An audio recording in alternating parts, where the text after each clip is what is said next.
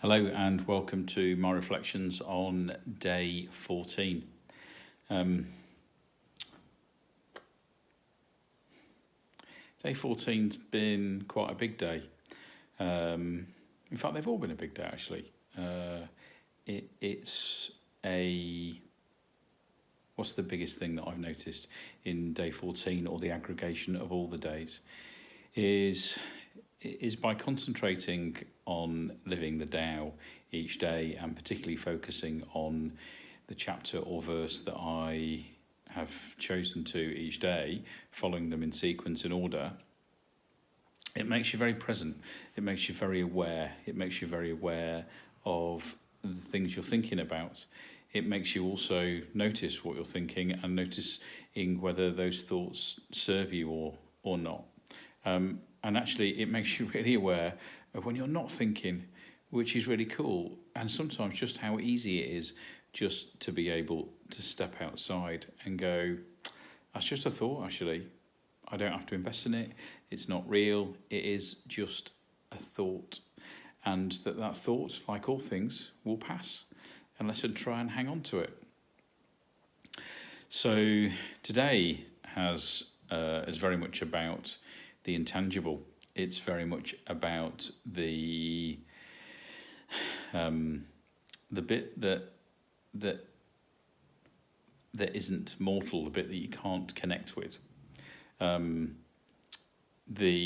way that Wayne talks about this verse of the Tao 14, is about the spaces. It's about the silence. It's about what is the difference that makes the difference.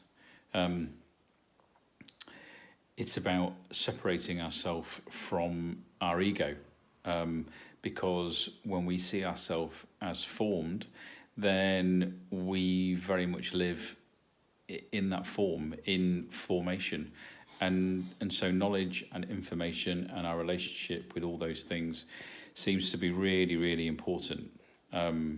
And that then means that we get to compare one thing with another, which then means that we can feed an ego-based relationship, because we're now in comparison. We're comparing ourselves with one thing or the other. Whereas the bit that makes me is not the way I look, or it's not the shape of my body or the size of my head. The bit that makes me is my spirit, to be in spirit, to be inextricably the motivating force that I am. And the assumption, which is a really powerful one, is that I am that, and that I am happy, and that I am in peace, and that I have the ability to achieve all the things that I would choose to achieve, and until I start to inform or corrupt myself, or have a series of thoughts that take me off my path, and that actually just trusting in the Tao, trusting in the energy, trusting in the way, trusting in the universal spirit that I feel. Now that may sound a little bit wacky and a little bit far out, but it's not actually. It's something that's really simple.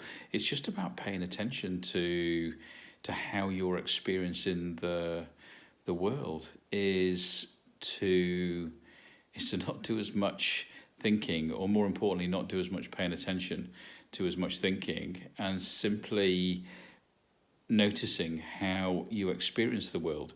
And the way that I experience the world is that sense of energy, is that sense of flow. It is that sense of awareness about being around all people, all things. Is how many people do you know that you spend time with that don't actually listen to you? What they do is they're using the words that you use to inform them of which opinion they need to share with you next, as opposed to just being with you and paying attention to how you're communicating, and what you're saying, and what that might mean for you, rather than trying to leap on every word and wait to speak, rather than simply listening.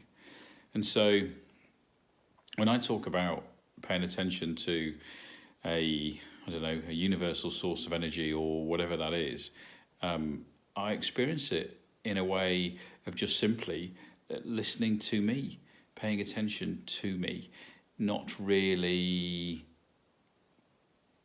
getting too excited about my thinking or my questioning of myself, and just noticing that that's what I do, and that's what most of us do quite a lot of the time, and just simply letting it go, and just fundamentally realizing that it passes. And if we pay attention to the silence, and we pay attention to the space between our words, and we pay attention to the space between other people's words and other people's sentences, is that very often we can hear more, and we can see more, and we can build more rapport, and we can be I don't know, just better with them, more attentive to them, because we're not constantly trying to inform ourselves about what other people are thinking or being, or how they may be perceiving and experiencing us, rather than just getting on with being it, being you, being happy, being joyful, being peaceful, and just recognizing that actually you are that until we choose not to be. Choosing not to be very often is because we've got some form of external criteria that says, unless this happens, I can't be. So 14 days in, what's the big thing that I've noticed? I think the big thing that I've noticed is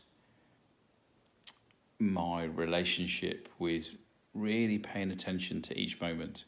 Is just instinctively, very naturally, you can't help but be very mindful, very present, very aware of how you're experiencing the world, purely because I am deliberately choosing to experience it in a particular way.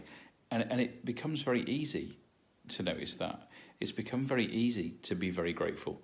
It's become very easy to notice when I'm not being grateful, and then to take a moment and go, and what am I being grateful for? It's like anything. Most of the things that we repeatedly do impact and affect who we are, and how we become, and how we experience the world. And so 14 days of repeatedly doing something means that potentially it feels as though it's picking up speed, and it's really quite cool just to be really present and aware. Now, I'm really lucky that I've spent the last 14 days on holiday with with my children, and my wife, and what that's meant is that being really present in all of those experiences, and paying attention to how I experience those, and simply not overthinking anything, and just noticing that when I have done, it just is as it is, and I can move on from it, has meant that it's been a really fantastic way of spending time with the people that are really dear to me. Next week, starting Monday, I'll be at work, and I am really curious to know how, when I have maybe less time, but maybe more time, I don't know, I'll just experience all of this with different people.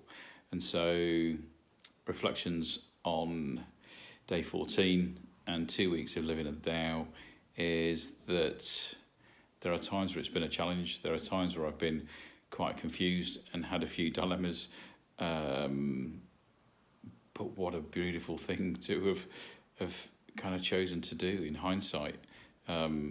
Just been really cool, and allowed me to be really present, and has meant that the last 2 weeks have felt very rich, very fulfilled, very vibrant, and very much at peace and at ease with the world. So I'll see you soon. Bye-bye.